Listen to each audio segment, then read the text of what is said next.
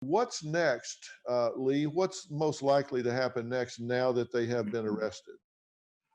Well, some key things that Ms. Wanda asked of us has been accomplished. The first was that these men were arrested, although we're hoping for additional arrests. A special prosecutor has been appointed to get this case out of the hands of the South Georgia prosecutorial community that seems to have too many ties with the defendant. And a DOJ investigation has started. So we are hoping for a vigorous, successful prosecution that will lead to serious jail time for everyone involved. Is there evidence that will make this sustainable as a hate crime, Lee? I think there is. Hate crimes, as you know, are very difficult to prove, particularly in the state of Georgia, because it has no hate crime statute. It's one of 4 states with no hate crime statute at all. So we're only relying on the federal protections.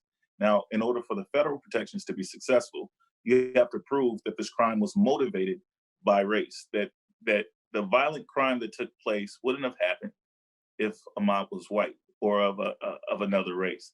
And it's one of the only crimes that one of the elements is motive. Were they motivated by Ahmaud's actions? And as you and I have discussed this, and as the world has looked at this since this video was released, it's difficult to find any other explanation for these men getting into their trucks with weapons and chasing down this young man and killing him. Their explanation says we were just protecting our neighborhood. Well, there were a lot of people out there to protect the neighborhood from. Why did they target this young man if not his race? Yeah, and I'm glad you said that because, Wanda, I want to say again, as I evaluated this video and your son's body language, his behavior, his positioning in reference to these other men, I can find not one thing that I point to as menacing.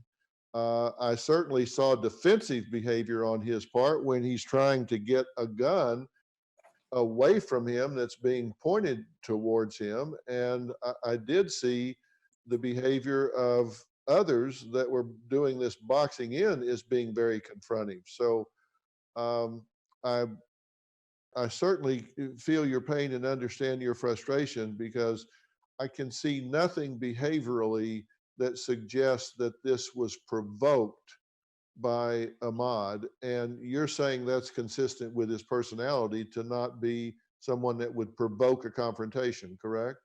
That is correct. This is your baby boy. And you've made it very clear you feel that he was hunted down, boxed in like an animal, and then shot to death. What do you want to see happen to these men? What does justice look like to you? I want all hands that were involved to be prosecuted to the highest. And you believe that's at least 3 people? That is correct. So you believe this includes the man in the second truck that was behind, bringing up the rear behind Ahmaud? Yes. Do you think you can get a fair trial in the South Georgia small community that this has been handled in? No. This is drug out and probably would have continued to had it not been for Lee's efforts here. But as a mother, what has this been like for you watching this case languish over these last 2 to 3 months? It's been horrible. It's been really bad. I mean, I have days where I just sit and just think and wonder, what's going to happen? Why nothing's not happening? It's been sleepless nights, lots of sleepless nights. What do you think would have been included in Ahmaud's life had it not been so tragically taken away? What were his dreams? What was his future?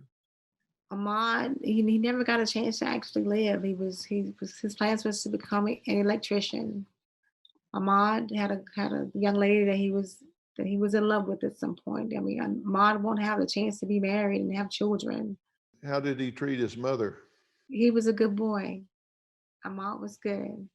What should your son's tragic death teach people? What do we need to change? We need to love more. Despite the color of our skin, we need to love.